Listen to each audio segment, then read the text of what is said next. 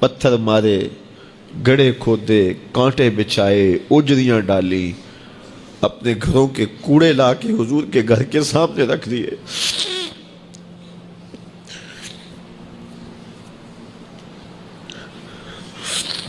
یہ کس چیز کی سزا دے رہے تھے میرے حضور کو؟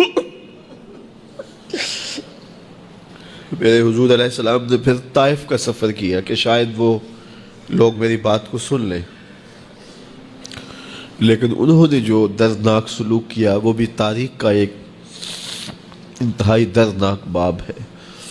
انہوں نے اوباشوں کے ہاتھوں میں پتھر دیے اور جس راستے میں میرے حضور نے گزرنا تھا ان کو اس راستے پہ کھڑا کر دیا اور کہا ان پہ سنگ زنی کرو، اور وہ آقا کریم پہ پتھر مارتے، حضور کے پاؤں پہ پتھر مارتے۔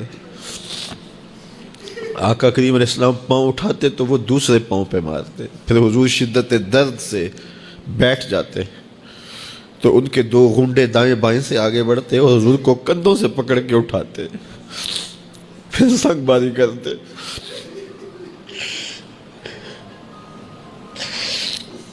نالین حضور کے خون سے بھر گئے۔ عذاب کے فرشتے حضور کے پاس آئے کہ اگر آپ بد دعا بول دیں تو ابھی ہم ان پہاڑوں کو جوڑ دیتے ہیں اور یہ طائف کے لوگ پس جائیں گے ان پہاڑوں کے درمیان، آسمان سے پتھر اتریں گے، ان کے سر کچل دیے جائیں جنہوں نے آپ کو دکھ دیے۔ اب صحابہ جو ساتھ تھے انہیں بھی شدید آرزو تھی کہ حضور ان کے لیے بد دعا کریں، انہوں نے بڑا دکھ دیا، تو پھر حضور کے ہاتھ اٹھ گئے۔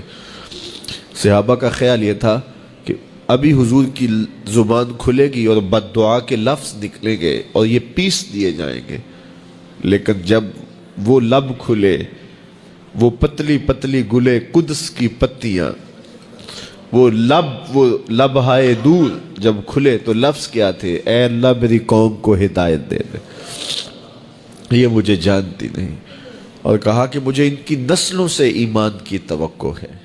باپ کا انتقال حضور کے اس دنیا پہ قدم رکھنے سے پہلے ہی ہو گیا تھا، ابھی شکم مادر میں تھے کہ حضرت عبداللہ کا انتقال ہو جاتا ہے۔ در یتیم پیدا ہوئے ہیں، 6 سال کی عمر میں ابوا کے مقام پر ریت کے ٹیلے آئے تو وہاں سیدہ آمنہ کی طبیعت خراب ہو گئی، اور پھر لمحے بھی زندگی کے آخری ہیں۔ سیدہ آمنہ نے محسوس کر لیا کہ یہ میری آخری سانسیں ہیں۔ سیدہ پاک نے حضور کے سر پہ ہاتھ رکھا اور روتے ہوئے کہا کہ بیٹا ہر نئی چیز نے پرانا ہو جانا ہے، ہر باقی نے فنا ہو جانا ہے، میں بھی جا رہی ہوں، وَذِكْرَ بَاق وَوَلَدْتُ طُهْرًا، لیکن میرا ذکر نہیں مٹے گا، اس لیے کہ تیرے جیسا ستھرا بیٹا چھوڑ کے جا رہے ہیں۔ یہ آخری لفظ تھے سیدہ پاک کے کہ سیدہ آمنہ سلام اللہ علیہا کا انتقال ہو گیا۔ خیر حضور ماں سے لپٹ گئے، امی آپ آگے بولتی نہیں ہیں، لیکن خاموش ہو گیا تھا چمن بولتا۔ حضور نے وہیں پھر اپنی ماں کی تدفین کی۔ تدفین کے بعد ام ایمن کے ساتھ سواری پر بیٹھ جاتے ہیں اور چمٹ جاتے ہیں ام ایمن کے ساتھ، اور وہ جا کے حضرت عبد المطلب کے سپرد کر دیتی ہیں۔ تو حضرت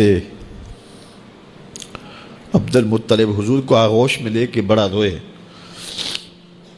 اور ام ایمن سے کہا کہ میرے اس بیٹے کا تم نے خاص خیال رکھنا ہے، اور پھر انہوں نے اتنا خیال رکھا کہ میرے حضور فرمایا کرتے تھے ام ایمن میری ماں کے بعد میری ماں ہے۔ 2 سال کے بعد حضرت عبد المطلب کا بھی انتقال ہو گیا۔ ابن حشام کے یہ لفظ سینہ چیرتے ہیں کہ جب امیر قریش کا جنازہ اٹھا تو سارا مکہ جنازے کے لیے امڑ آیا، لیکن لوگوں نے 8 سال کے ایک بچے کو دیکھا جو دیواروں سے لپٹ لپٹ کے رو رہا تھا۔ آج یہ سہارا بھی چھن گیا تھا۔ پھر چچا کی کفالت میں آئے، پھر ایک وقت آیا کہ وہ بھی اس دنیا کو چھوڑ گئے، اور اسی سال حضور کی اہلیہ کا انتقال بھی ہوا، اور اس سال کا نام عام الحزن، دکھوں کا سال رکھا۔ جو امت کے حق تھے حضور نے وہ ادا کیے، لیکن امت کے ذمے جو حقوق تھے پیغمبر کے لیے، آج امت نے سوچنا ہے کہ امت نے کیا وہ حقوق پورے کیے جس طرح طائف کے بازاروں سے لے کے مکے کی گلیوں تک اذیتیں سہی، تکلیفیں گوارا کی، مقاومتیں، مخالفتیں، نکتہ چینیوں کے طوفان، ناموافق حالات کے جکڑ، اذیتیں، کسے ہوئے آوازیں، کیا کچھ نہیں تھا۔